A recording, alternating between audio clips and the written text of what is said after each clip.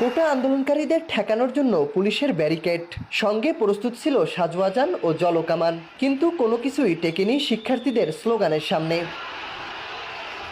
শিক্ষার্থীরা প্রথমে মিছিল নিয়ে পুলিশের ব্যারিকেড ভেঙে ফেলে, পরে পুলিশের সাজোয়াজানের উপর অবস্থান নিয়ে স্লোগান দিতে থাকে। পুলিশ বাধ্য হয়েই সাজোয়াজান নিয়ে পিছু হটে। 250-টিরও বেশি ডিজাইন অপশন নিয়ে ওয়ালটন স্মার্ট ফ্রিজ, বোঝে আপনার প্রয়োজন।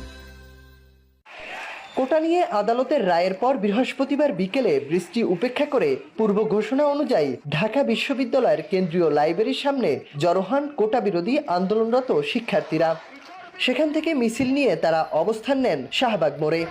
দেখেন, আমাদের দাবিটা কিন্তু হাইকোর্টের কাছে না, আমাদের দাবিটা কিন্তু সরকারের কাছে। আমাদের দাবি মানা হয়নি, 4 সপ্তাহ সময় আরো বাড়ানো হয়েছে, এক্সটেন্ড